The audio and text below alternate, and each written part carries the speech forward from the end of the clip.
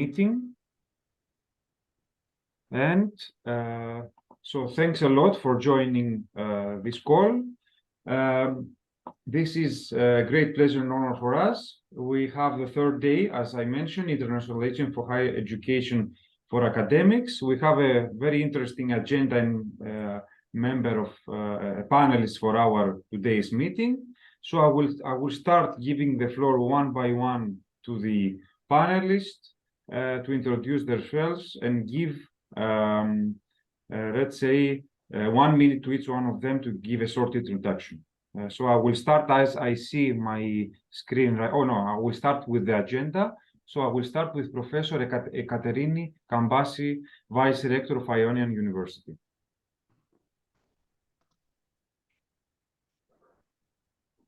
Okay, good morning to you all. We're here. I will talk about boosting internalization in Greek and European higher education institution. Is that what I should say now? Yes, or yes, yeah, just okay. a short introduction, just to familiarize ourselves. Thanks a lot, Katerina. So I will move to Professor Ioannis Kaliakatsos from HMU. Hi to everybody, I'm Giannis Kaliakatsos. I am from Hellenic Mediterranean University. Now I am a Professor Emeritus. Yeah.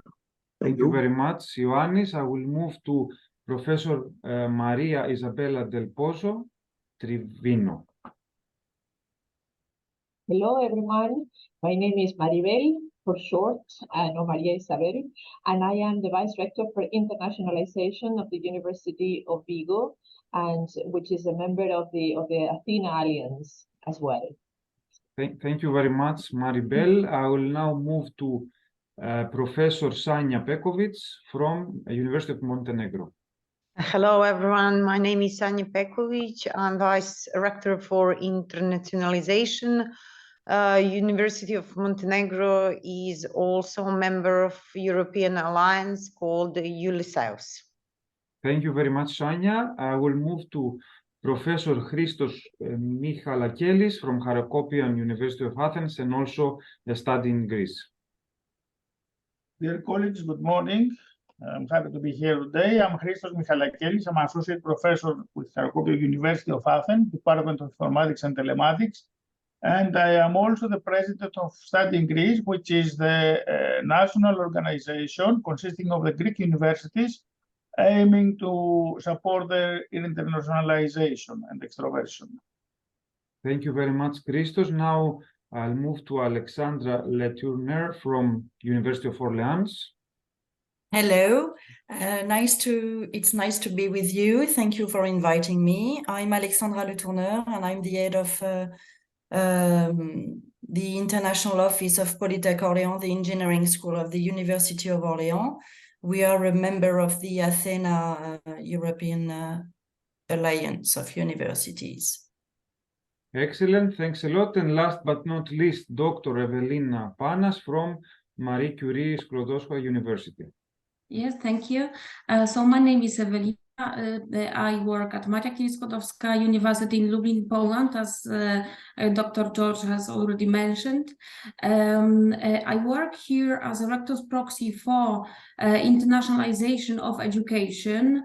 Mainly I'm responsible for international students, but also I work at the Faculty of Political Science and Journalism at the same university. And we as a UMCS, we are a member of the ATHENA Alliance. Thank you. And I'm really happy to be here, of course. Thank you so much. Thank you so much, Evelina. So now I will start, let's say, the sequence of the questions we have selected for our panelists. And then I will ask also each one of you to please be precise with the time because we have to keep the schedule. So I will start to give the floor one by one for the first question to our panelists. So for the first one is for 3 minutes for each one, and you have to describe the main internationalization actions your institution or organization is involved in your flagship actions. This one is directed to every panelist except the study in Greece. So I will start with the schedule. Professor Katerini Kambasi. Okay, can you repeat the question, please? So, according to the schedule, the first one is, please describe the main internationalization action your institution or organization is involved and the main, or let's say flagship action. Thank you very much. My university has several MOUs with different institutions abroad. We have Erasmus, of course, cooperation, but except for Erasmus, we have many cooperations with institutions in all Europe, and now with America, with USA, especially with USA. We have with Texas, Kentucky, Johns Hopkins University, and of course Alabama. The main actions are cooperations in projects, and now we are talking about having common master degrees with some of these institutions. We work hard. We also have cooperation with the universities in China, and we exchange. They are not from Erasmus. They are different cooperation with the MOU, and we exchange students. Students from China come to our university to learn the language and study mainly history. We have a department for foreign languages, and within this department we give several classes for learning the culture and the languages of other countries. Thank you. Thank you so much, Katerina. So next we move to Emeritus Professor Ioannis Kaliakatsos from HMU.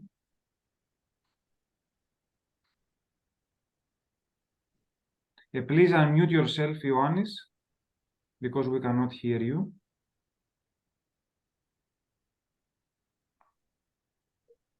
Hello, Ioannis. Yeah. Hello. Good morning again from my part. As I said, I am Professor Emeritus in Hellenic Mediterranean University. I was working on international relations since my arrival in this institution in 1986, a long time ago. And today, the Hellenic Mediterranean University, which is a very new university, but has a longer history behind, because it was former TI of Crete, and many of you maybe know it from the past. The Hellenic Mediterranean University is focused on the following international action today. First of all, we would like to make our staff members and our students to be international. So we focus on internationalization at home. As all the universities, we have staff mobility for teaching and training and student mobility for studies and traineeship. The last years, we started to design and to implement modules and programs offered in English. We participated in many innovation projects, and of course, we are a member in European University Athena. Upon my opinion, based on my previous experience in international relations, I believe that our flagship action is our participation as a founded member of ATHENA European University Initiative, as all of our action can be included in this. We started in 2019 to our Vice Rector, Professor Kostas Petridis. I think that you know him very well, as he is very active not only in Athena University Consortium, but in general in internationalization. And I brought to him as just an information that we have to apply for a university consortium, and thus Kostas, with the aid of Professor Nuno Escudeiro and people from other European universities, they organized and applied for the Athena European University. In 2020, Athena University was a reality, and under Athena University, we increased the mobility action for staff and students. We double or 3 times bigger number now. We enhanced our curricula, enriching them with courses offered in English from all the universities of the consortium. We participate in many new Erasmus actions, like KA2 virtual mobility and virtual campus, like the EVA Impact project you have in your background. We participate in Erasmus Moodle program, like the Eminent program. We have many big blended intensive programs, and as we participate in this from the past, because Professor Nuno Escudeiro included us in a proposal some years ago, we have many capacity building projects. We start the Greek user collaboration in higher education, and also we participate in establishment of the follows.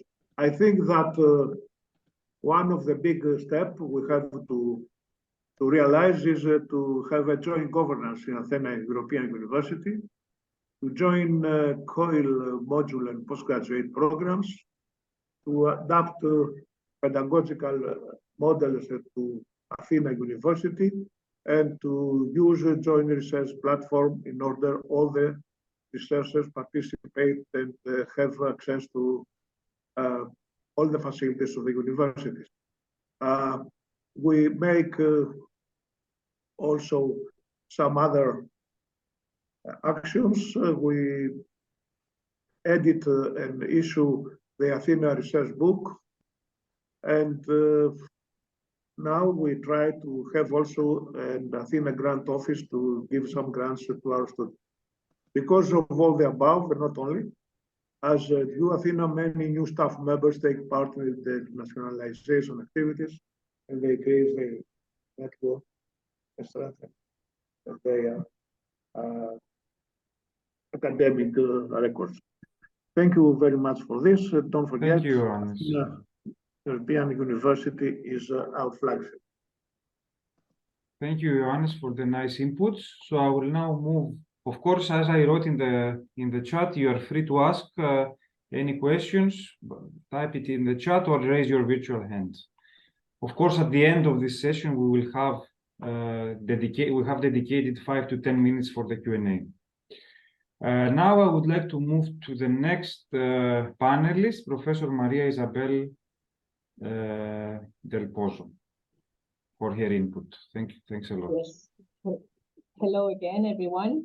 Well, I would not want to repeat, the same things, because, most of us have very similar initiatives for internationalization. So I will concentrate a little bit more on what is specific for our university.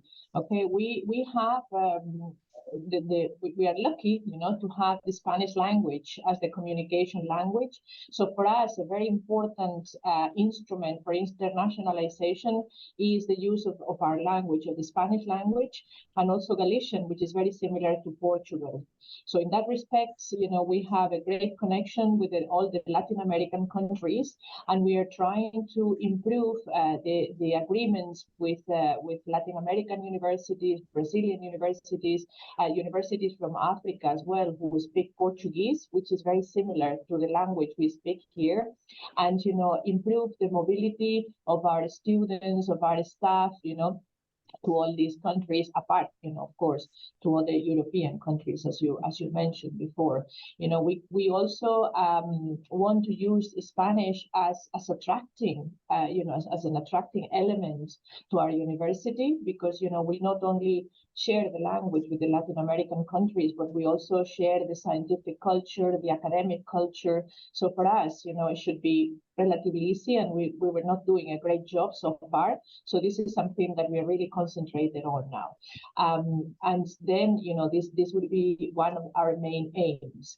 And then, of course, joining the alliance, joining the ATHENA Alliance it has been already, a great leap, a great step in our internationalization. It has given us the possibility to collaborate with our 9 universities partners, and that has improved our mobility possibilities, our curricular possibilities.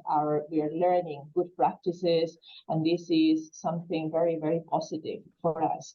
So mainly these are our main distinctive characteristics at the University of Vigo, apart from all that have been mentioned before. Mobility, blended programs, COILs, internationalization at home, and all the rest. So that's it. Thanks a lot, Maribel, for the very interesting input from your side. Now let's move to Professor Sanja Pekovic. Okay, hello again. So just briefly, University of Montenegro is only public university in the country which has 600,000 citizens, and we are almost 20,000 students. So big university, small country. Our focus concerning internationalization could be divided in 4 objectives. So internationalization of teaching activities.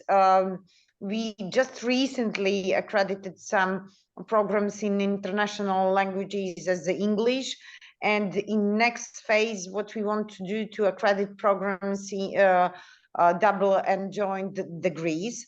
Then internationalization of research. We are trying to create more significant research group and to promote internationalization of doctoral research.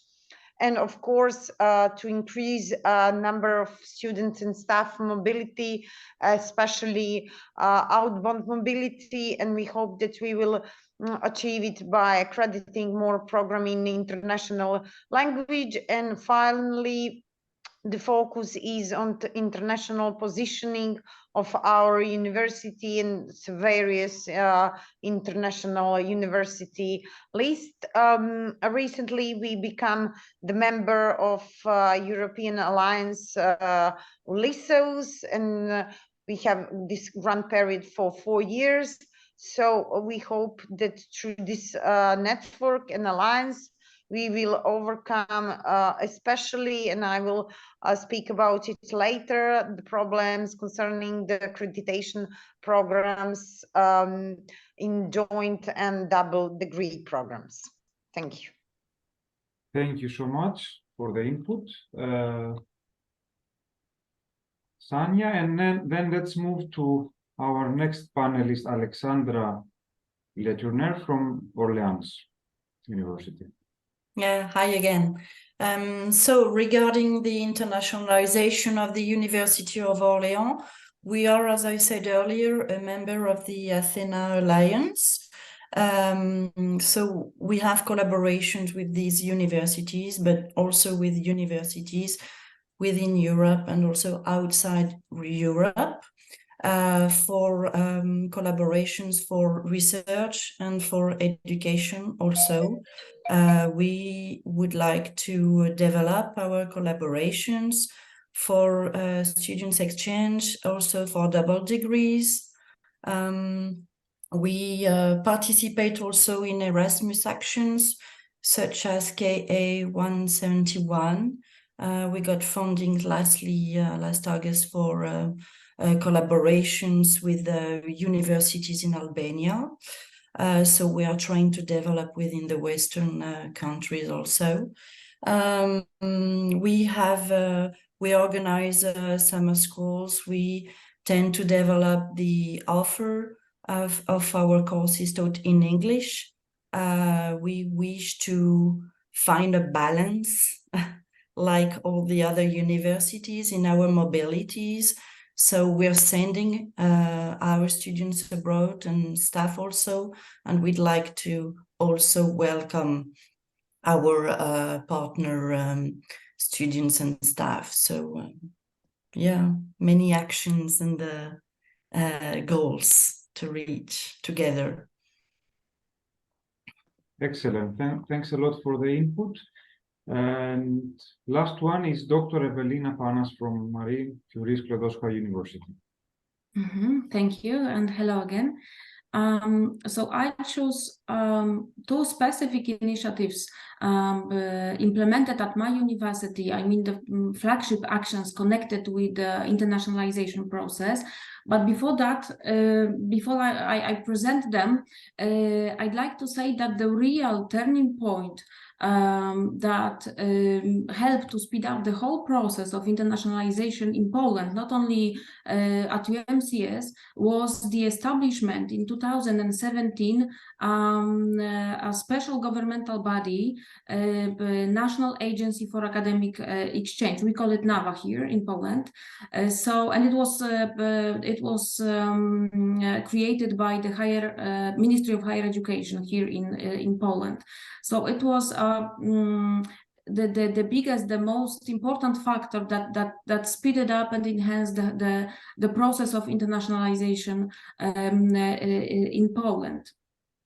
And as for those two initiatives, I choose one project named e-Universities, which is a European network launched in 2012, in which medium-sized cities like Lublin, together with universities located in these cities, work together in tandems. And we, I mean, my university, we are a member of this network together with Lublin municipality. So the main aim of the network, of this cooperation, is to exchange knowledge, expertise, experiences between city-university tandems on an international level, I mean European level.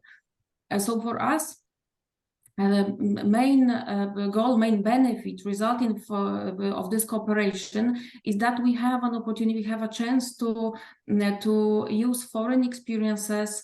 We can choose best practices and then incorporate them here on a local level. And later on, I will present a few examples of different initiatives implemented here at UMCS as a result of this network, of this cooperation. Second initiative is business mentoring sessions. And this project, I mean business mentoring sessions, this project was created at UMCS as a solution for answer, I would say, for a question: how can we not only attract international students, but how can we what can we do to retain most talented international students and alumni, of course, after they finish their studies here? So we created a cooperation platform with our international students, alumni, and representatives of business sector from Lublin region. It was organized in the form of mentoring, networking meetings, workshops, trainings provided by business people to our international students. Also, this project was awarded by the European Commission with the European Entrepreneurship Promotion Awards. We were a winner in the category of inclusive and responsible entrepreneurship. So this project was and still is, because this autumn we are going to have the third edition of business mentoring sessions. So this project is not only about the internationalization of the academic community, but also on how local community can benefit from the internationalization of the university.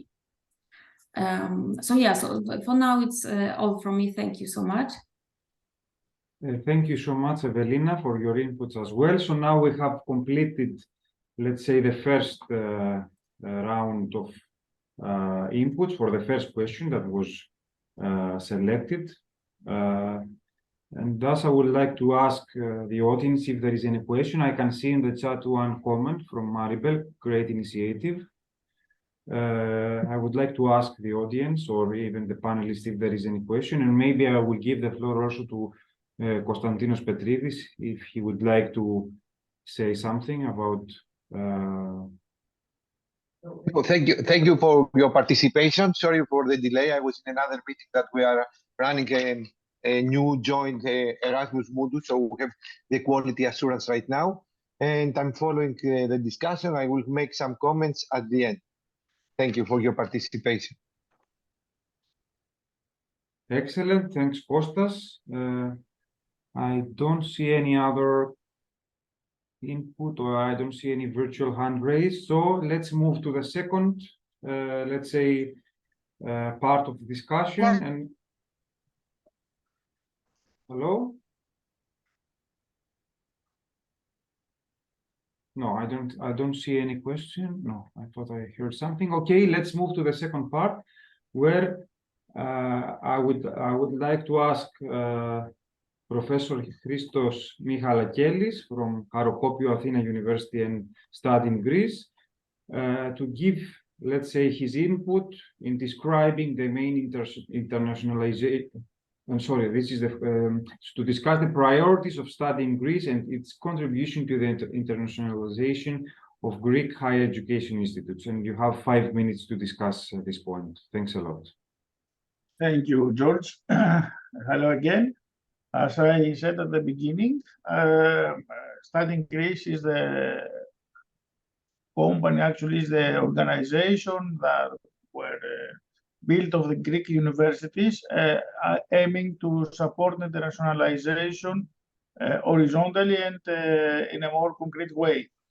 The idea is that during the last years, we have a new legislation which allows the Greek universities and actually boosts Greek universities to develop international programs, bachelor's, master's, PhDs, short-term programs, semester abroad programs, internships, any kind of programs that refer to the the audience, international audience.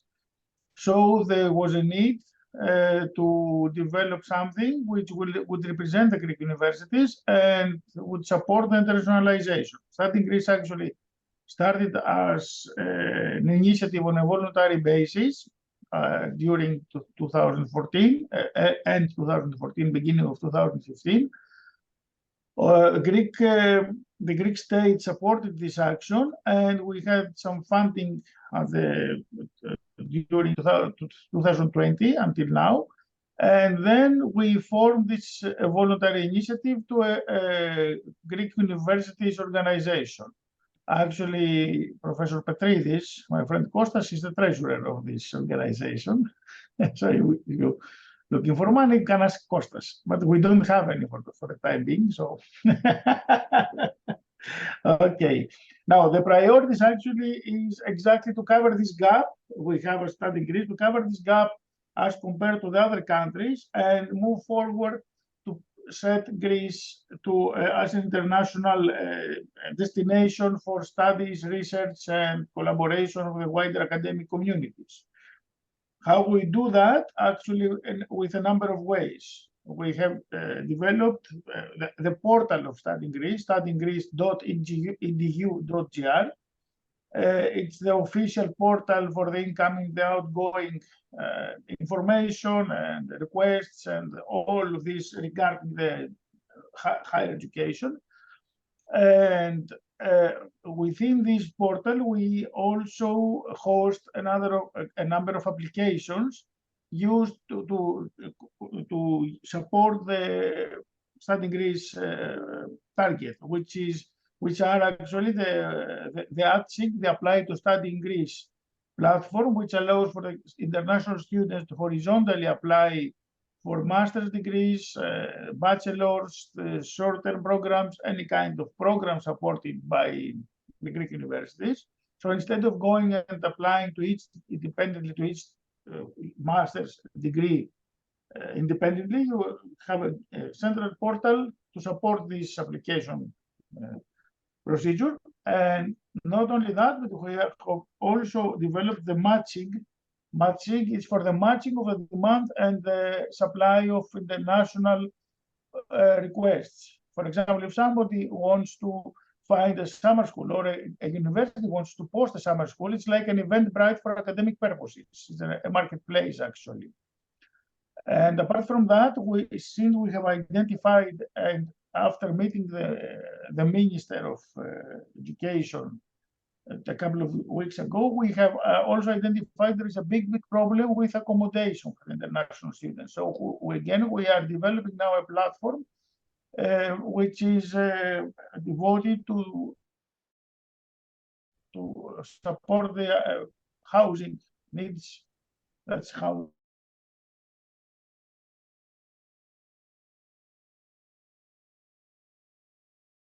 we could actually house is to present Greek universities and programs into international exhibitions and fairs. So since 2020, when the funding started, we have visited either virtually or in person more than 30 educational fairs across the world. We have been to Europe, to United States, NAFSA. Some days ago, my colleagues came from AIEA, from in Rotterdam. So we have managed to put Greece on the international educational map. And we also provide support and consulting to the Greek universities in how to achieve the mission, the targets of internationalization. There are a lot of problems, mainly bureaucratic and the lack of proper legislation. So we connect the universities with ministry, with embassies abroad. We connect people and support people in moving on. We have great help of the Greek diplomatic authorities abroad. They perform as professional agents actually to support internationalization of Greece. We are happy to make presentations about twice a week to international audience. I mean, the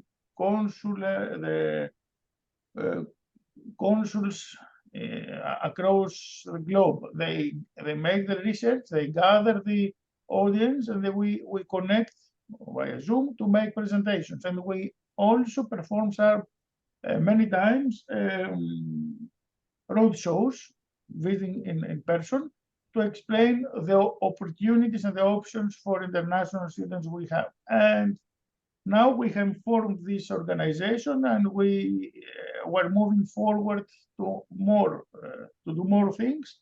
And if nothing bad happens, like COVID or something like that, the environment, the national environment in higher education in Greece will be totally different in less than 5 years. I think I managed with my bad English to be on time.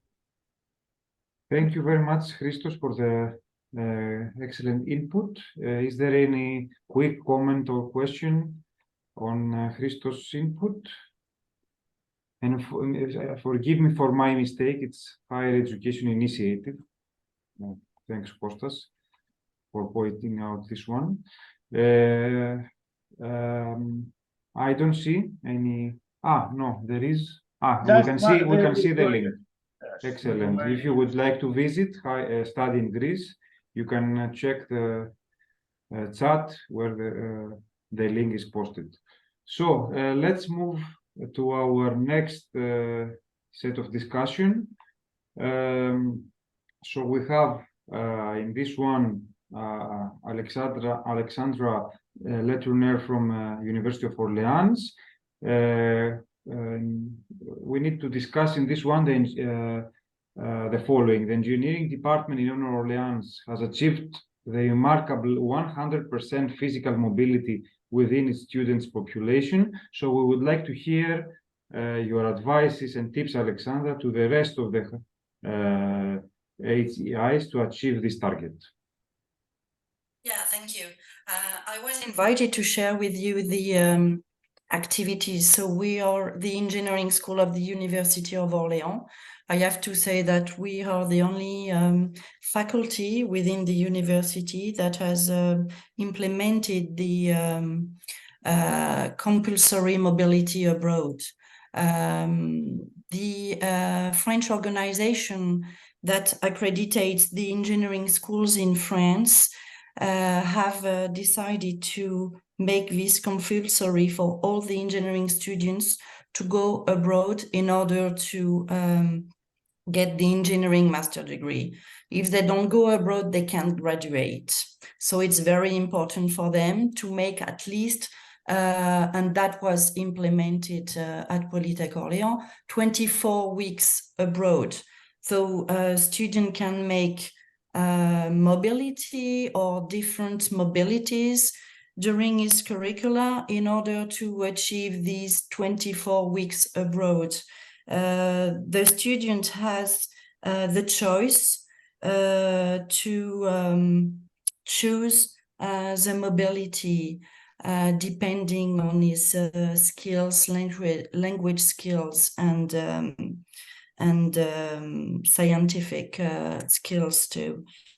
So a student can make an exchange study period in one of our partner universities. He can go and spend 1 or 2 semesters just for courses, and then the student will come back with the transcript of 3 courses, and the courses will be recognized by our institution. Or the student can decide to go and stay in a partner institution in order to obtain both our engineering master degree and the degree from our partner institution with whom we've signed an agreement. Students can decide to go for an internship abroad also, so they can find a company where they would like to do their internship, or they can decide to make an internship in a laboratory in one of our partner institutions. So every single year, I'm asking my partners to send me the offers they have from their labs, and then I promote the different opportunities to the students, and they can apply and decide to make an internship abroad. Another possibility for our students is to go abroad to make a woofing experiment. So I don't know if you are familiar with that practice, but it's the possibility for a student to go abroad and work in a farm, and then the student is hosted for free in the farm. So it's a very cheap way to go abroad for a student. And then the student can also improve his language skills if he doesn't speak English. Because you know that if you want to go and stay in a partner institution now, most of the time, the B2 English level is required. Our students can also go and find a job during the summer in abroad, or they can also go in a language schools to improve their language skills. We try to communicate a lot. Students know right from the start when they join our engineering school that it is compulsory for them to go abroad. So we welcome them within the school, but we say, okay, let's get ready for it. you have to think about your project, and you have to really work on it and think about your future career plans and find a suitable mobility for you. We are 2 people at the international office within the engineering school. We have a decentralized organization for international affairs in our university. So we are here to promote the mobilities to our engineering students, and also the financial support that they can gain for these mobilities. Of course, it was very important for us to make sure that our students had the necessary financial, like they could afford going abroad. So we are here to help them find the suitable mobility. We have also the help from the academics. We have in each engineering department a professor that is an international academic advisor that is here to help the students to make their project and go abroad. We are organizing different events during the academic year where students can come and meet with other students that went on mobilities abroad, and they can share their experience. All of our engineering students who go abroad, they have to write a report or make a poster with pictures and a few sentences regarding the courses they attended and their student life. And that is something that is really good, because then we put the posters on our engineering schools, and students can see what has been done by other students, and then they can find places to go.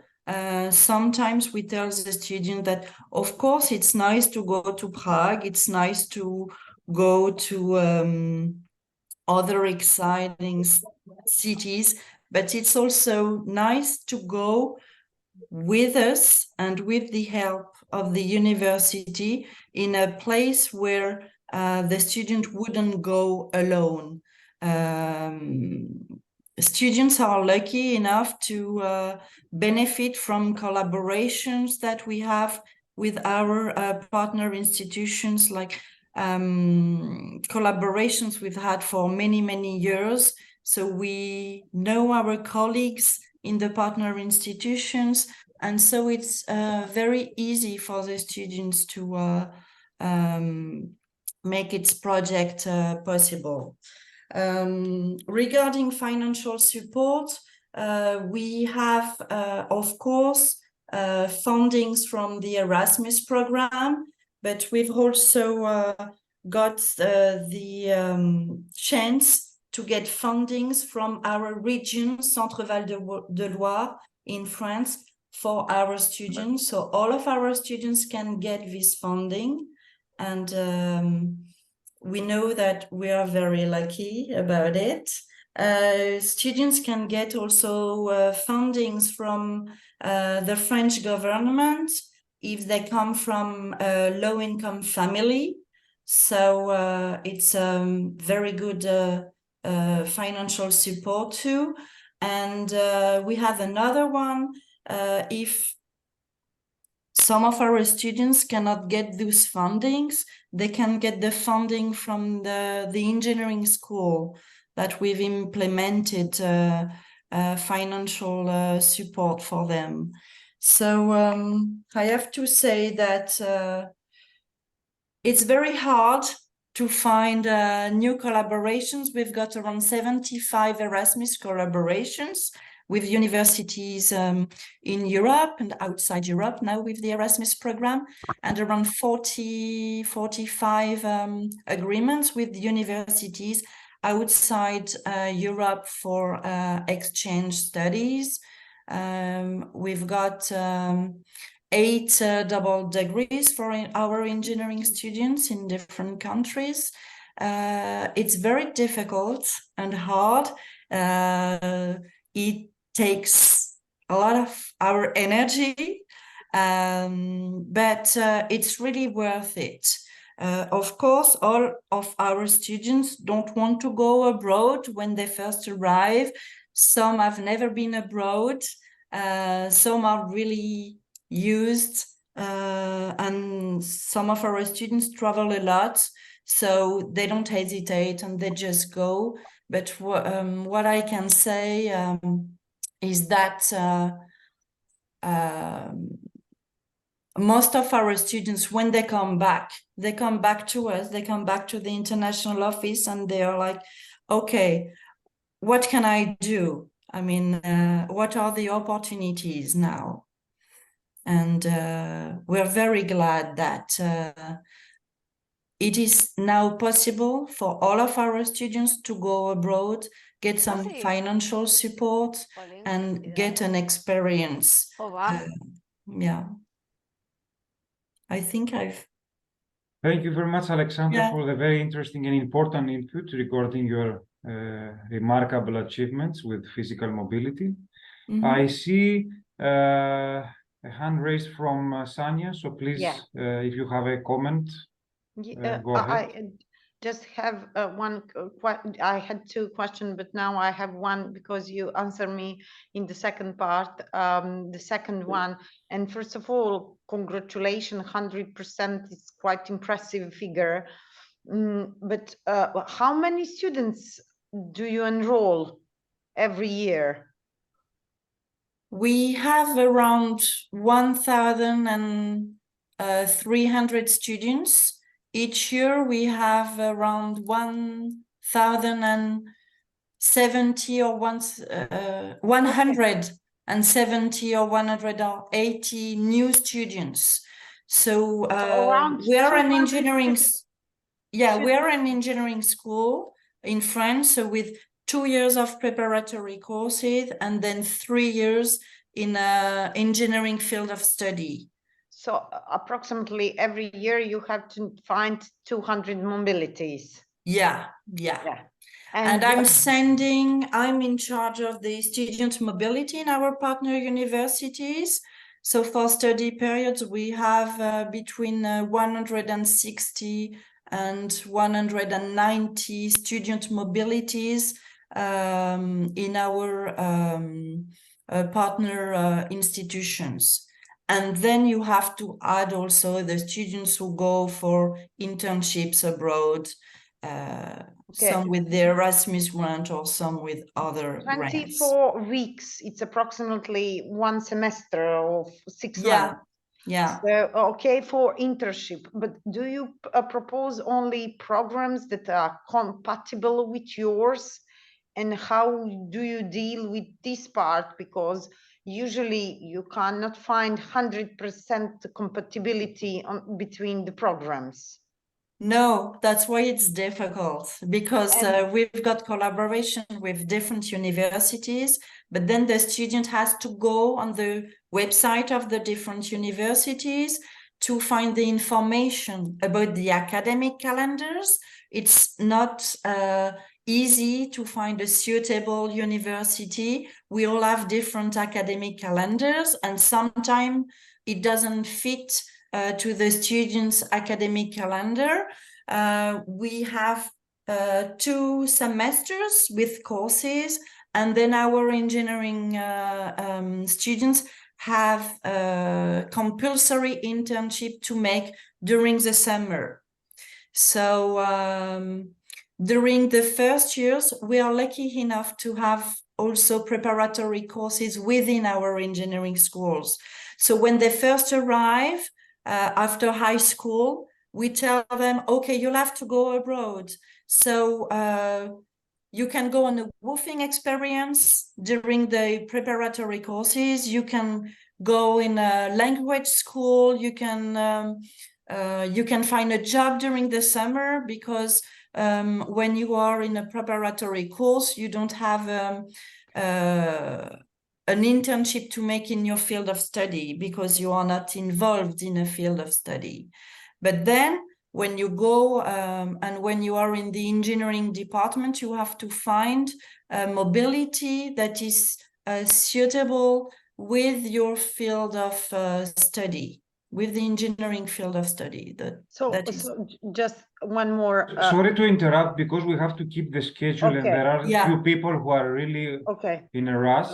So please, let's keep all the questions, at least for now, at least for this, I mean, specific topic, for the end of this, discussion, where we have dedicated specific 5 to 10 minutes for Q&A, because I have to give the floor to, we have to move to the next one, but I have to switch a bit the order of the questions, and I have to give the floor to Christos Michalakelis for his, let's say, last contribution, because he has another, let's say, appointment.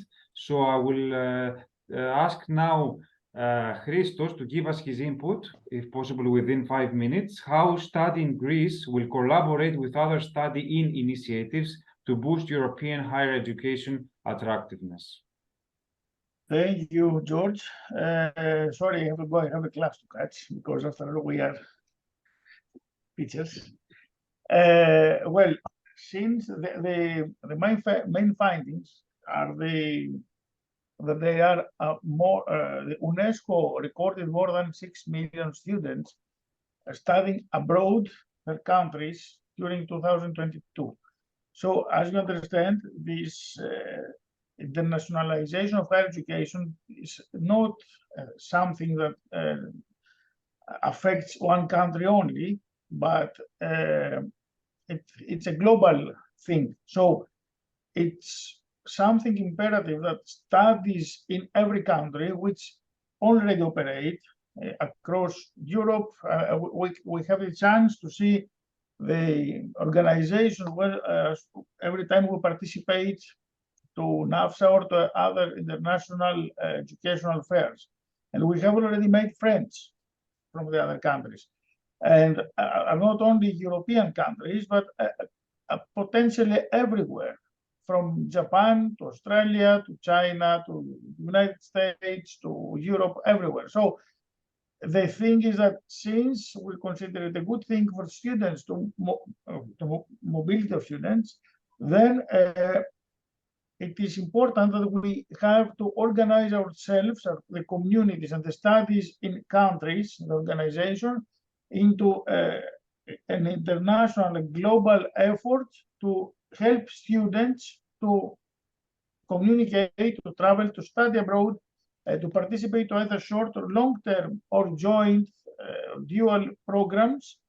And to that end, Study in Greece the organization is very willing to organize or participate or take initiative to organize such actions. Thank you very much, Christos, for the interesting input. Is there any comment, quick one, because we have to move to the next contribution? Any quick comment or quick question? Otherwise, we can keep it for the end of the dedicated session. I don't see any comment or question, so let's move. I will jump off. Thank you very Yeah, much. thank you very much, Christos. So, I'm at your disposal for everything you may need. I'm writing down my email, so feel free to use it. Thank you so much for the contribution. And then I will move to the next one, and I will go to another topic that we want to discuss with Maribel this time. And this is how will the European universities reach the student mobility target of 50% starting from today's 2 to 5% on average regarding students' mobility? You have 5 minutes. Well, thank you. Thank you, George. I thought, the roundtable was finishing at 11 o'clock, but maybe, I don't know, maybe it's, is it until 11:30 or? Sorry, could you repeat? Yes, what is the time of the roundtable? Is it finishing at 11 or at 11:30? No, because it was a bit delayed with some discussion and some delay in the beginning, so we will keep it until I think past the hour, half past the hour. Okay, just I will need to go. That's why I was asking. Well, the question about how to reach these 50%, that the European Union.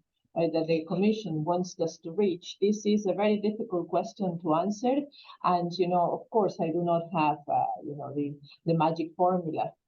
I only have some suggestions, and we still have to discuss this within ATHENA, within our alliance. So it will be very good as well if people who are in other alliances can have their input.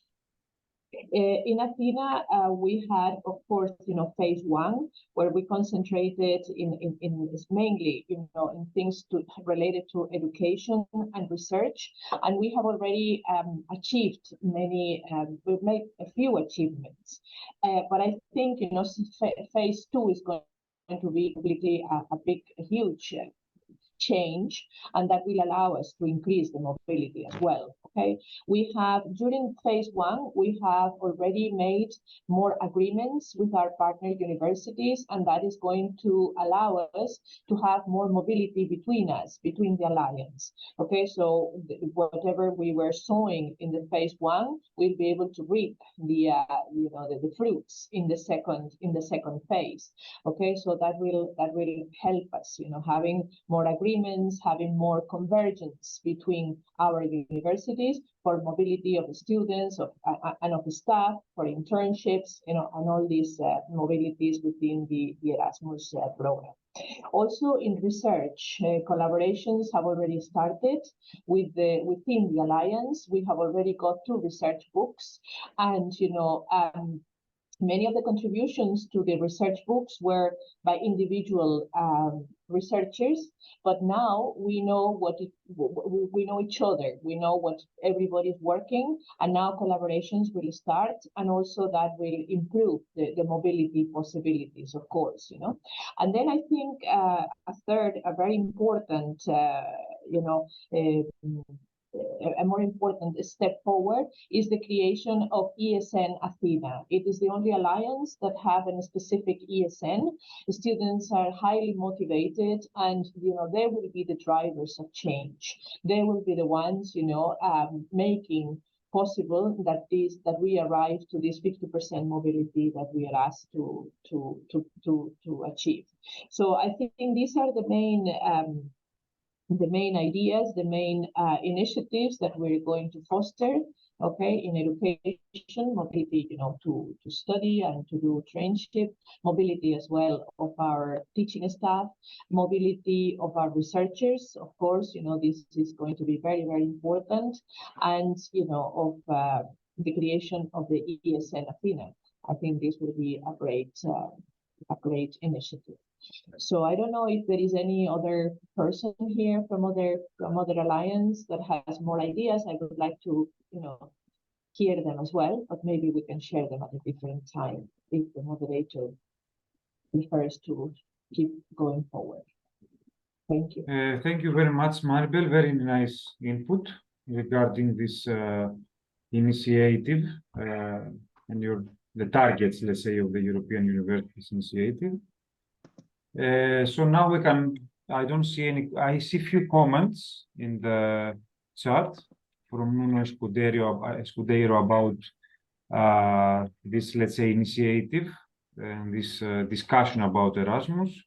And also, yeah. And also from Ioannis Kaliakatsos, he has one question, but maybe we can discuss this in the Q&A session. So we need to move forward. So I will go back to the normal schedule due to this 2 urgent, let's say, calls from our colleagues. Now I will go back to the normal schedule, and I invite Professor Katerini Kambasi and Professor Ioannis Kaliakatsos to share with us the challenges for boosting internationalization in Greek and European HEIs. So we have 2.5 minutes each one of you. Thanks a lot. Okay. Thank you. Boosting internalization in Greek and European higher education institution is very crucial, especially after COVID, that everything freezed, stopped. So it's very crucial for enhancing educational quality, fostering cross-cultural understanding, and preparing our students for going abroad and being in this globalized world. However, there are several challenges that need to be addressed to achieve this goal. And the first one is having the idea to go out of Greece, for example, because my university is in Greece. So we started having in the welcome of freshman students and bringing them the idea of imagining you going abroad for a semester. Maybe they will, this can give them the idea of going abroad. But a problem that we face in Greece is funding. Insufficient funding and resources can limit the ability of the institution to develop internalization initiatives. And sometimes students say that the money that they take from Erasmus are not enough for going abroad. A problem that many other institutions have coming to Greece is the language. Many Greek universities offer courses only in Greek language. And another problem may be our websites that are mainly in Greek. Again, this is a problem when our students search how to go abroad. A main problem that main challenge that many students face is cultural diversity and inclusivity. For this purpose, we run a course for interculturality and inclusion.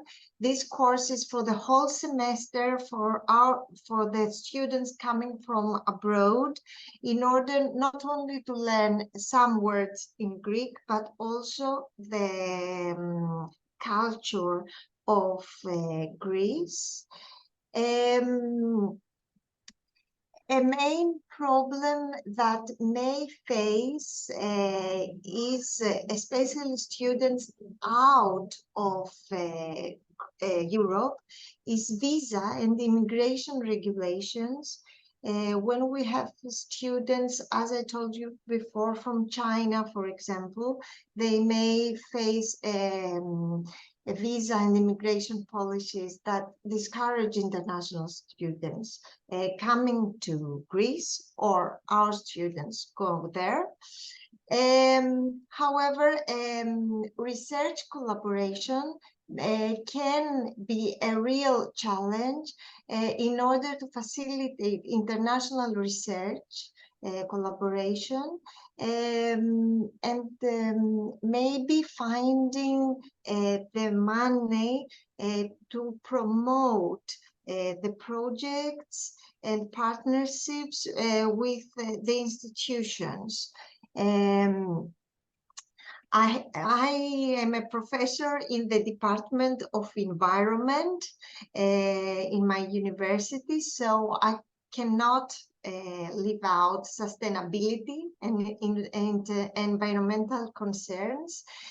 So promoting sustainability and environmental awareness should be integrated in internalization strategies, and institutions should have this, should collaborate and have initiatives for students and researchers in order to address global environmental challenge. So I hope I'm okay with the time, because I'm a little stressed out not to take the time from my colleague, Professor Kaliakatsos.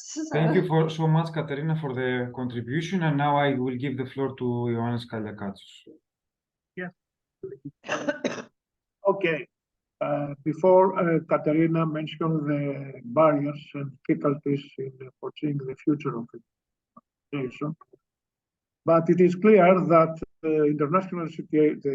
today international situation, economic and policy like the United Kingdom's withdrawal from the European Union, the invasion of Russia and Ukraine, the climate change, and of course the pandemic, produce a great deal of uncertainty for internationalization in higher education around the world. Okay, internationalization of higher education is entering in a new phase. New challenges are in front of us, and it is a need to take the opportunity for a better university for both community and society in general. Internationalization in higher education is an evolving process, and changes in response to change, the local, the national, the regional, and the global. Opportunities we have in front of us in order to boost the internationalization of our staff members, of our students. So, as they say, we are now on the way to shift from internationalization abroad, in which participate a small group of mobile students and also faculty members and administrators, to go towards internationalization at home, that all the students, faculty and administrators is even more urgent than ever, and who are going to act to this way. In order to achieve this, we need that the staff members to participate in courses, in seminars, to enhance their abilities in speaking foreign languages, to communicate and collaborate in multinational and multicultural environment, to learn and use new pedagogical methods in teaching and learning, especially for online education. All these will improve their teaching ability. For us, we started to the organization of COIL, that means collaborative online international learning module and curricula, to run new courses in programs in English, and to develop and run many blended intensive programs in order all our students to be international students and work in an international environment. For the academics and researchers, we have now the possibility under ATHENA European University to design and implement new ideas that could not be realized without the collaboration and common use of infrastructure. Thus, all of these researchers and academics, they can improve their research profile and become more recognized scientists. This will have an impact on the dissemination of new knowledge to their students, who will be a multinational and multicultural audience. But the key issue to succeed all this, it's necessary to have a joint government for ATHENA, side for the homogenization of the policy for internationalization and overcome the barriers put in front of us by the national legislation and bureaucracy. Please try to do this. I ask all my colleagues in ATHENA University. No, take in this mind. Thank you very much, Ioannis, for the contribution, and also I would like to thank again Katerina, so both of you for your contribution regarding this main topic, internationalization of Greek universities. So I would now like to move to the next set of discussion. So the contribution will be given from Professor Sanja Pekovic, and the topic she will discuss is challenging and opportunities for partner countries to boost their universities' internationalization. So Sanja, the floor is yours. Thank you. And it was really inspiring today's session. As I said, the University of Montenegro is only public university, and we are non-EU country, and we are like trying to enter EU family. Because of that, as we are only public university and we have 3 more private, we have, first of all, a lot of administration problems, like policy frameworks. We had a problem with the policy frameworks when we wanted to accredited programs in English. Finally, this year, this September, actually, we overcome it. We had a problem with the summer school in English, lifelong learning programs, and I can feel it now. We will have a lot of barriers regarding double and joint programs because our agency for accreditation is quite new one, and they didn't face any of this kind of accreditation. So we need experience regarding that, not to present it as something very difficult, but to help us to smoothly grow or go to this process.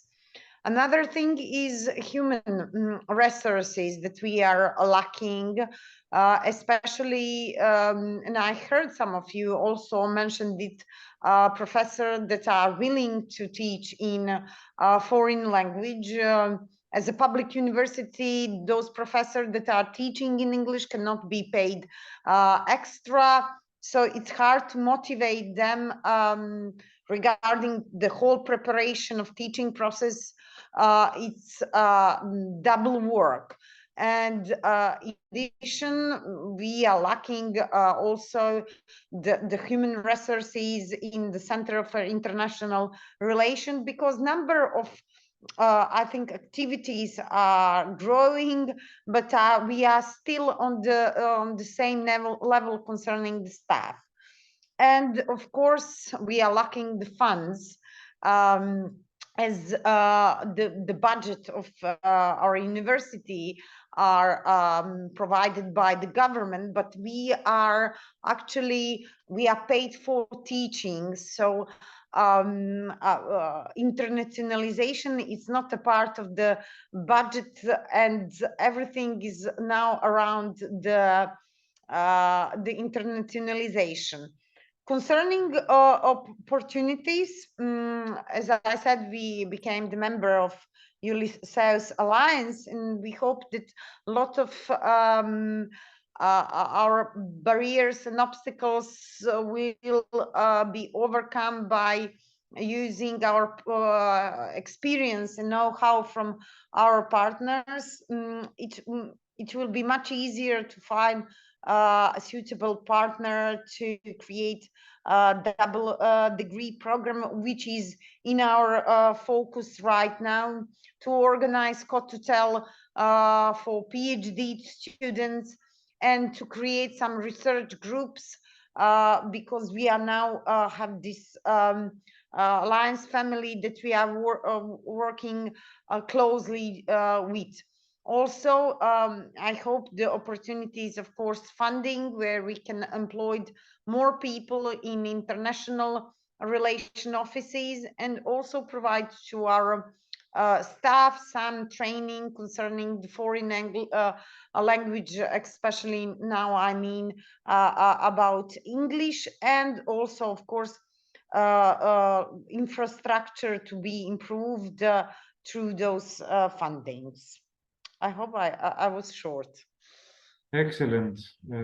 Thanks for keeping the time as well. So very nice contribution in a very important topic about boosting the internationalization of partner countries. Let's move to the next. I don't see any hand raised or any comment, so let's move to the next topic. And the contribution will be given from Dr. Ewelina Panas from Poland, and the topic is suggestions to the universities and non-academic institutes for more internationalization. So the floor is yours, Ewelina. Thank you. Yeah, exactly. So I was asked that my task was to prepare suggestions to the universities for more internationalization.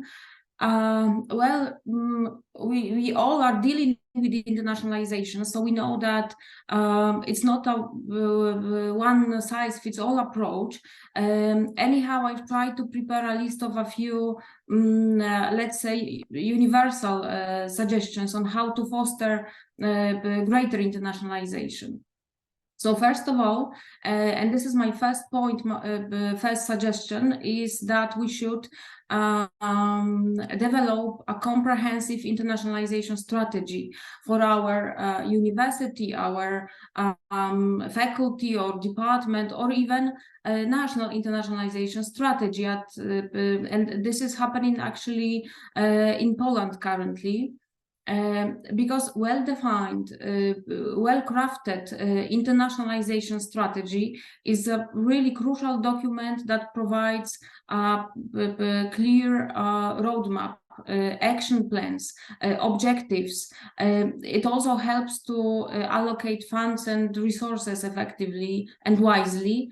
And what is very important, it helps to ensure a coordinated approach to the whole process of internationalization. I also think that we should promote, and this is the second suggestion, we should promote diversity and inclusion. And we can do so by encouraging our universities to seek diversity in their student body, faculty, staff, and this can be achieved by creating more inclusive policies.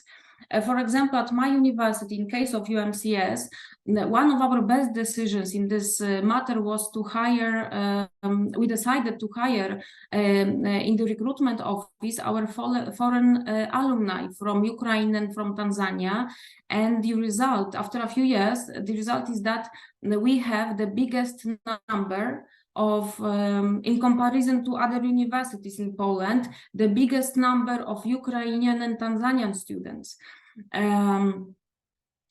We should also, this is another point, we should also try to establish support services to assist foreigners in adapting to new academic and, what is even more important, cultural environment. At UMCS, we decided to create a welcome center as a contact point for foreign students, researchers, academics.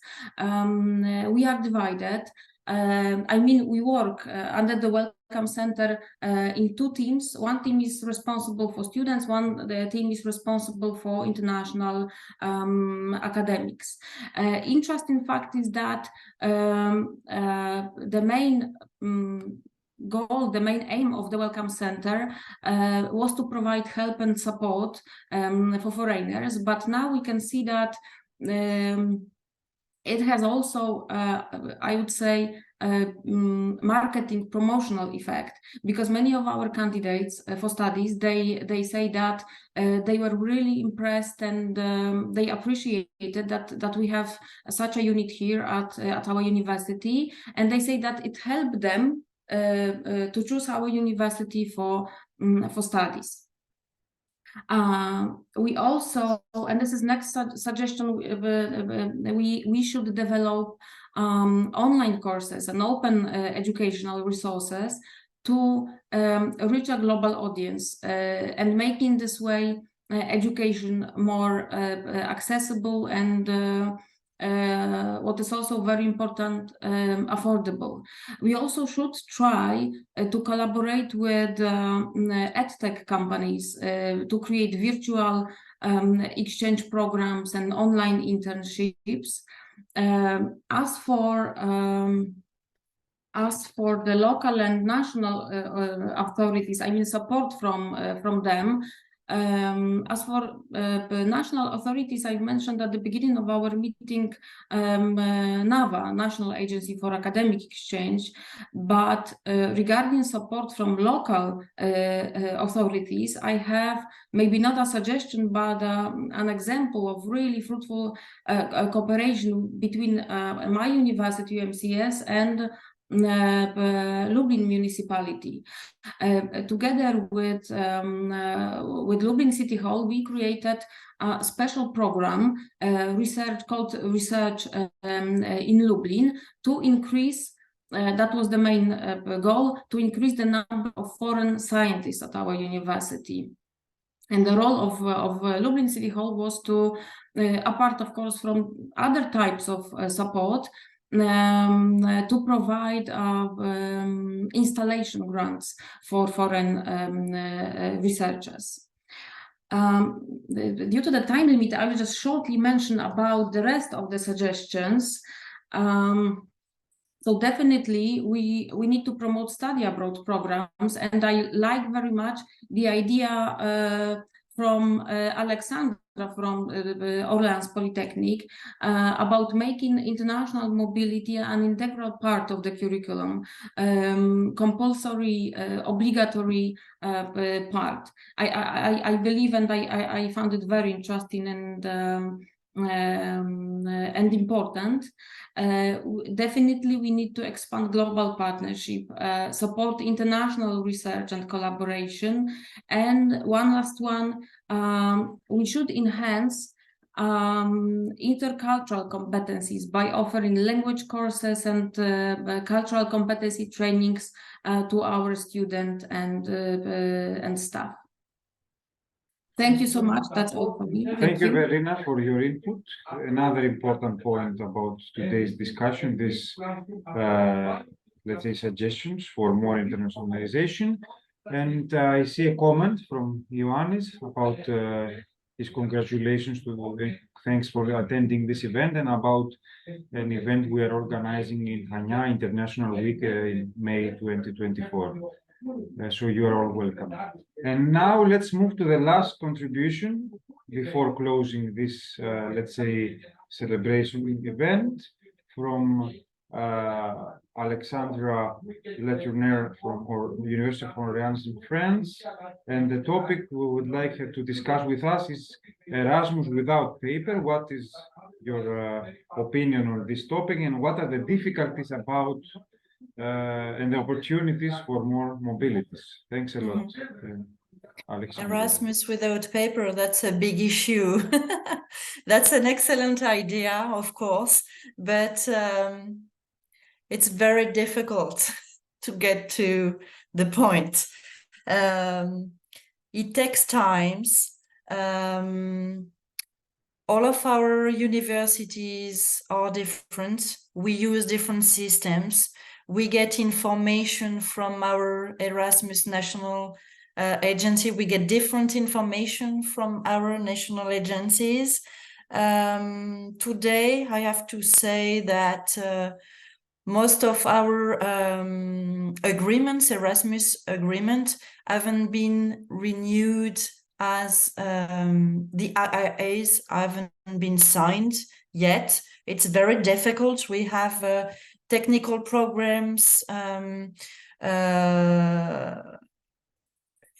It's very difficult, and we have partners who have now decided to go back to the paper, and who are asking us to sign Erasmus agreements again, like in the past. Regarding OLAs, online learning agreements, it's a big issue also. We are using OLAs, but not all of our partners are using it. So our students are facing difficulties getting the OLAs back. So for the fundings, and it makes things more difficult. We've got also a big issue on the mobility contract in France and in my university in Orléans. It's compulsory for all of our students to provide us with the paper and signed mobility contract before they go. The big thing is that we get the documents from the Erasmus agency very late, and some of our students we get it from our university end of June or July because they need to look at the documents and add information from our institution. So we get the documents late in July, and some of our students are starting their mobilities in August, late August. So that doesn't leave a long time for the students to make all the administrative paperwork. And you have to know also that the University of Orléans is closed during the summer break. So we're not here, the students are with their documents and they don't know what to do, and they cannot contact us because our office is closed.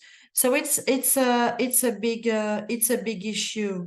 I'm looking and I really hope that soon we'll be able to have all of our IIAs signed, and that all of the universities will be able to manage to use the Erasmus without paper.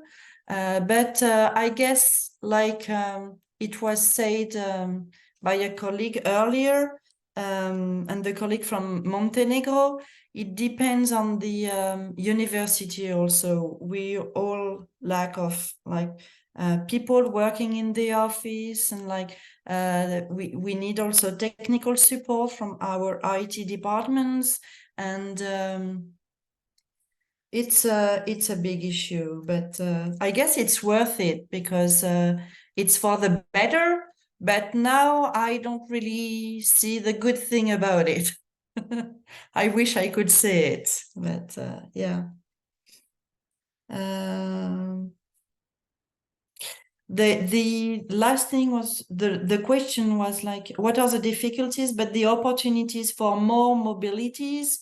As it was said earlier, I think students now, they want to make shorter mobilities. They have jobs, they need money. We are living hard times. So it's internationalization is in it's a great evolution, and we have to fit to the expectations of the students regarding destinations and financial support, and we are here to make things easier for the students in order to make their mobilities, and that's what I try to keep in mind. And we're here to help the students, and I think it's very complicated. I mean, we've got more and more offers, different programs, different financial supports. It's a very big chance for our students now, but sometimes I tend to think they're a little bit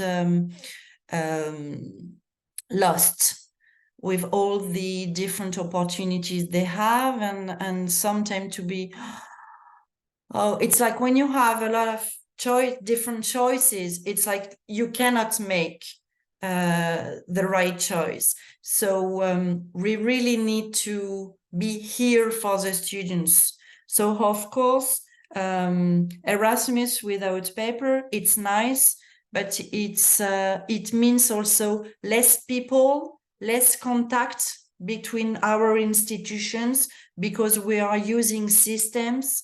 And I don't think that's a good thing to use only online systems to promote mobilities, and we all need to stay in touch and to work together and to discuss on our collaborations and discuss on the way we're going to work together. And that's the same thing for the students. They really need to find someone to discuss on their project of mobility. Yeah. And I think I'm going to stop there because I'm running out of time, but yeah. Thank you so much, Alexandra, for your for another input in this Erasmus Day for academics. So I'm glad that we managed to finalize all the let's say discussions that we have planned. It took us a bit of more time than what it was planned in the beginning, but I'm really glad that we had a really nice inputs and discussion about these topics on Erasmus for academics. So now we reached the point that we have to close the meeting. So for closing remarks, first of all, I would like to thank all, let's say, the academics for your contribution. It was really let's say, important that you pointed out all these topics and you shed light on these interesting and, let's say, vital things to be discussed for Erasmus for academics and higher education institutes and all these things. So then I would like to thank also the participants for their participation and for asking let's say questions and getting involved in this discussion. So before moving to the Q&A, we have, let's say, 5 minutes for the Q&A. I can give the floor to Kostas if he wants to, let's say, a few words as closing remarks. I don't have a lot of things to say since I was jumping from one meeting to another. I have some questions kept during, the period that I was attending. So if you would like me to start the questions, I have question, for example, I cannot see here my friend Christos, but I will move on with my colleague from the Ionian University, Katerina, that she's a vice rector of internationalization as well. So Katerina, since we have prioritized a lot, in our case, the international relations with the US, I have seen that you have opened an office like in the US as a university, if I'm not wrong. Can you tell me what was the motivation and who is funding this very nice activity? You are muted, Katerina. She was on the phone. She's a vice rector, so she has to be on the phone all the time. So, Katerina. I'm sorry. All right. So, Katerina, I'm going to repeat my question to you. I'm following in HMU. One of the internationalization activities that we have prioritized, of course, is like through the IIPP initiatives, our collaboration with the states, with the US institutions. So I have seen that your university, and correct me if I'm doing wrong, you have established office in the US in order to promote this collaboration. My question is like, what was the motivation? Of course, for me, the motivation is like clear up to a level, and who is funding this excellent initiative? Thank you. Okay, this is a good question. I forgot to mention it. I'm here for reminding. We have a new office. This is quite new in New York. It's a way for us to increase our collaboration with universities in USA. As I told before, we have already cooperation with Kentucky, Texas, Johns Hopkins University, and Alabama. So in order to have a better cooperation with them, we thought opening an office in New York. This is funded by the church, who giving us the office. So it's the church, and of course it's the region of Ionian Islands. We have a project with the region of Ionian Islands in order to promote the cooperation with universities abroad. And this is how we managed to implement the office there.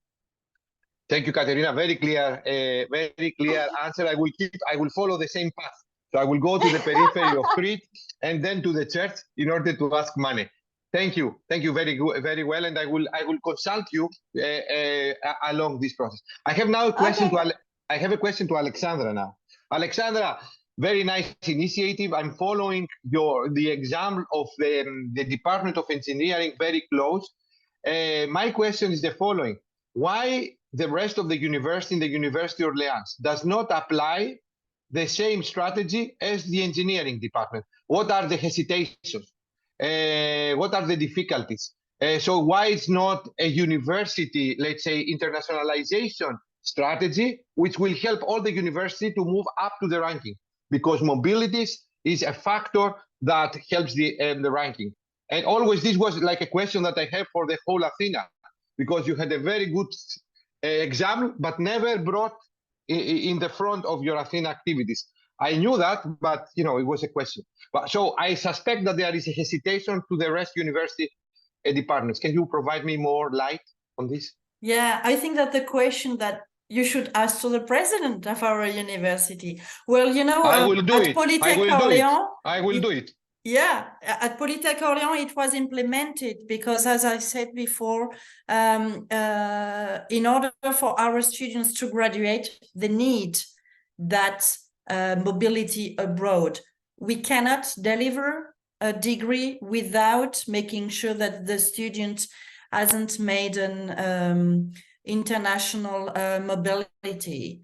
I've heard also colleagues talking about interculturality. Our engineering students, they do have compulsory interculturality courses too. Engineering students get not only scientific courses, but also courses on communication, self-development, and interculturality.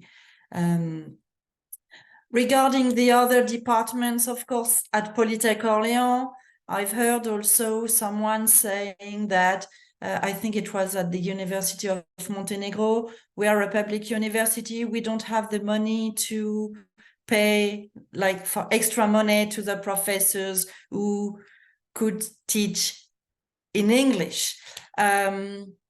That's something that happened in our engineering schools. Our professors were paid more because they had decided to offer their courses in English. I don't know if it's still the case now.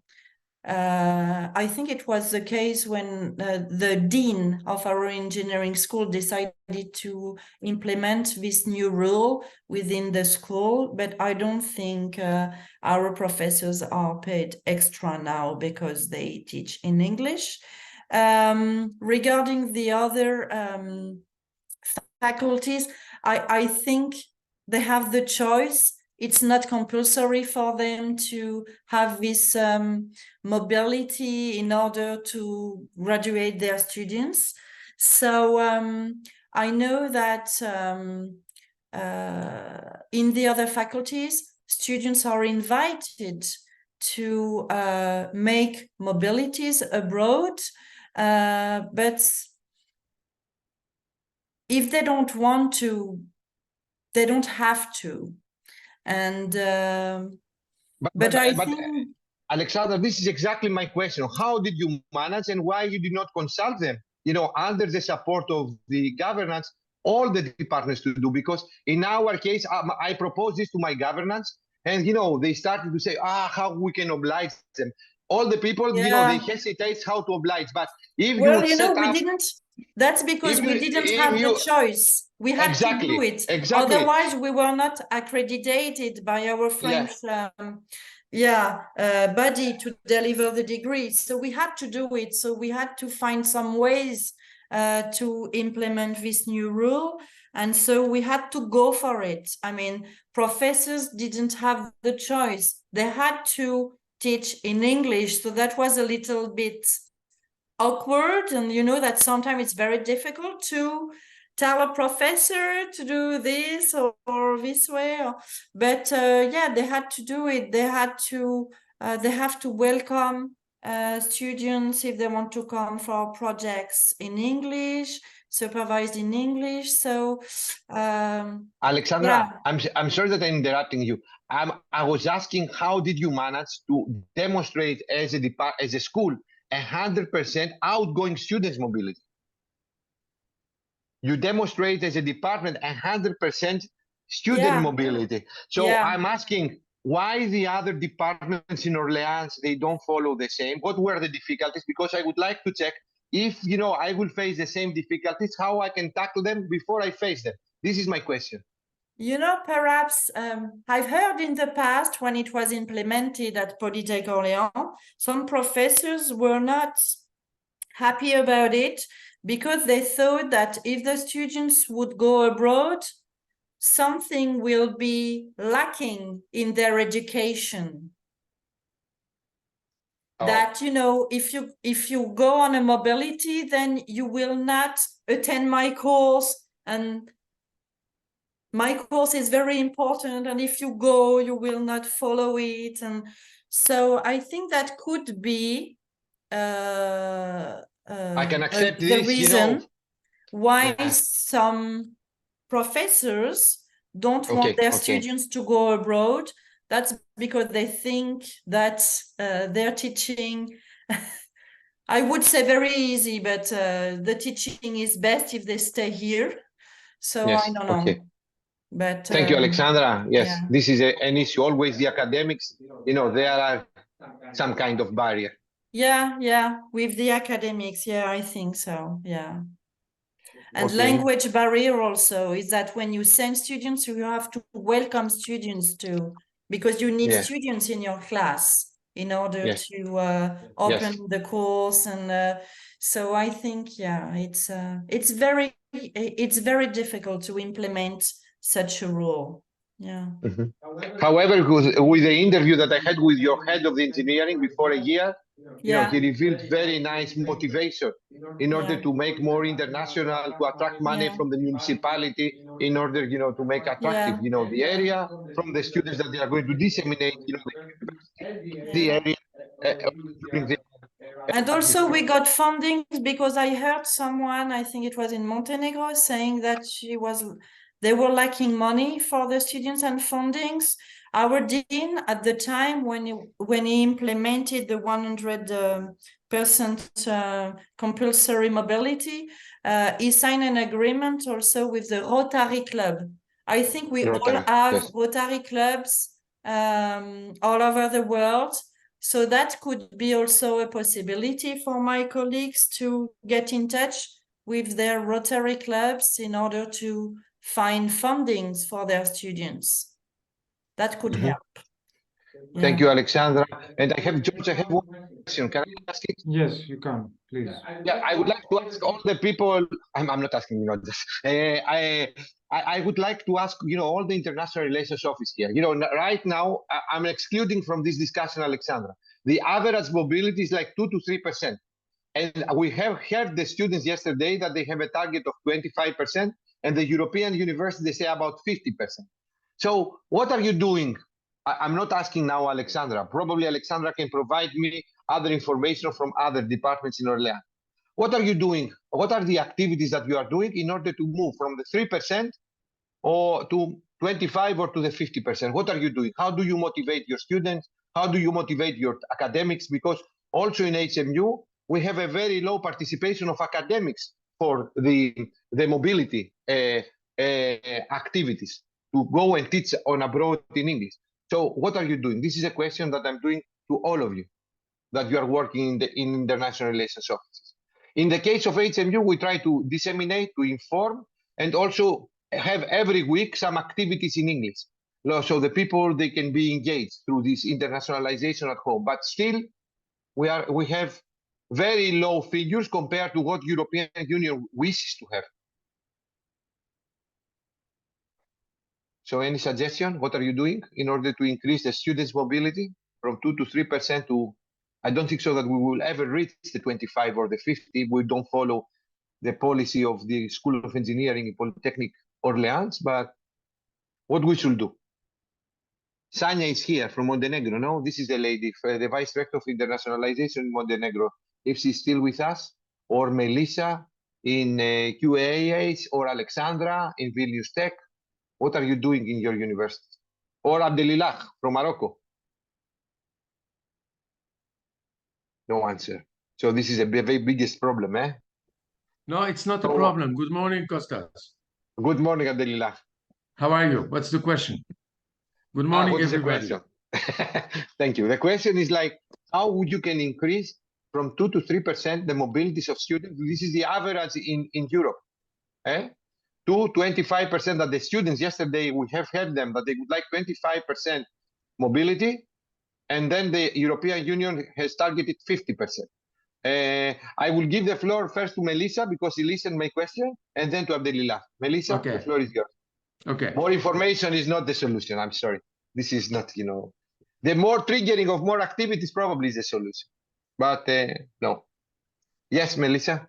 Hi, Kostas. I cannot answer for our International Relations Office because I'm not working for them.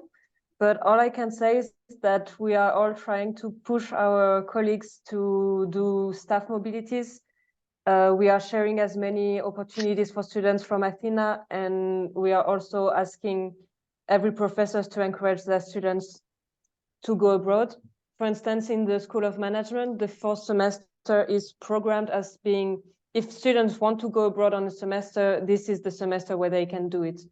But it is for now not showing that much progress. But yeah, on my side, on what I can see, the efforts are here. Yeah. Thank you, Melissa. I'm sharing the same. We should be more innovative. I don't know what we should do. More joint courses, I would say. More joint modules for the students to be obliged to mobilize. But I'm fan of Alexandra's approach. I don't know, probably in our department we can pilot if we don't have a strong disagreement, and then let's see if we can move it to the whole university. Okay, George, thank you very much. From my side, that was these were the questions. Okay, I think Abdelilah wants to add something, or is the question to me? It was a general question. If you want to reply, you're welcome. Yeah, let me take a shot at that. I mean, a couple of things. One, s'il vous plaît. One is make sure that we have a coordination here in Morocco. Two, reaching out, which we do, reaching out to every single university. In fact, three things: reaching out to every single university, explaining, etc. Three, making sure that students, teachers do participate. I can see here that there are not that many, let's say, participants from Morocco. I would have wanted and loved that we had 20, 30, 40 people participating from Morocco. Maybe we were short of time, or we did not do. I mean, Kostas did his job, did his best. We did not do a full-fledged campaign. Next time we will do that. So the Temkin Foundation is ready to be to coordinate all this and to get to get in touch with you all, and also with universities. We have several universities partners here in Morocco. We will reach out to all of them, and let's set some objectives, and we'll see, look for the resources and try to achieve those objectives. I know that the percentage, as you said, Kostas, is really low. let's say let's take a few months, and we'll see how to increase it. These are the three ways I would think that could help increase the percentage. When you leave it to each university on their own, the job is not as well done as it should be. The reason we're all here, Kostas, and this is not to give you flowers, this is my recognition to you, because you coordinate, you're the point of contact, the person of contact. You're making a great job, you're doing a great job coordinating all this. But for what you did, we wouldn't be all here today. Maybe less than this many. So Temkin Foundation is ready to coordinate all this. Please get in touch. I sent my email. You have my email, and let's work on it. Thank you. Well, thank you, Abdelilah and Kostas, for the question and answers. Now we can move maybe with the final question to Professor Ioannis Kaliakatsos, who raised his hand before, and also he had a question towards Alexandra during her first discussion. So I will give the floor to Ioannis. Okay, thank you, George. Thank you all. I was very impressed from Alexandra's talk about the 100% physical mobility. Also I have to have a comment to Kostas' remark that we had to increase from 2% to at least 20% the physical mobility of students under Erasmus. I think that the main reason that we have not such mobility is that, as Kostas mentioned, and also Alexandra said, that the university, or more precisely the staff members, the academics, they don't like to participate in such activities as they believe they have not any other benefit. So I think that if we put the head or the directors of the universities, rectors, etc., to push the state, the Ministry of Education, to include all the international activities as a must for the funding of the university, maybe we have a little bit changed. I think, Kostas, that you have to work on the homogenization of the governance of the universities, at least in Athena. About the money or the funding, it's good this that Alexandra said to us. I think that there are some sources where you can find some fund. As a church, as Katerina from Ionian University said us before, but also we can motivate maybe some of our alumni, and also to ask for extra fund and grants from some company. We have to start to work on this, I think. Thank you very much, and thank you all for your participation. Thank you. Thank you. Just to make a comment, George, that in the rectorate's level, in the rectorate national meetings, I have suggested to the rectorate to introduce a different section of the meeting of the internationalization vice rectors. They are still, trying to decide in order, to push these things. So I have taken the lead in order, to promote this through these national meetings. I will send again, a meeting to Economic University of Athens that they are leading now these kind of meetings, and I hope that we are going to be successful. The others, they have welcomed it very enthusiastically, in the last rectorate meeting of the Greek rectors. But let's check. We need the support of the governance. Otherwise, at least the support of the governance in the department level. It's a vision. Otherwise, you cannot achieve it. That's it. Otherwise, we are just talking. Thank you. I hope, George, we should finish because we are. Yes, so exactly. So thanks a lot for your contributions. I think it took us a bit more than what it was planning in the beginning, but this means we had many things to discuss. So a lot of things, a lot of nice things were discussed, and we learned a lot. So thanks a lot for your contribution and participation, and hope to see you soon in another meeting. Take care. Tomorrow, let's say tomorrow we will have the meeting about European universities. Over there, Alexandra will be there also to propose as well.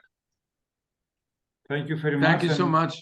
See you tomorrow then. Bye-bye. Costas, Thank I'm you, expecting bye-bye. an email from you. I don't have, 5 minutes. I'm trying to find 5 minutes. I have it. Take 5 minutes, my friend. All right. Bye. Bye.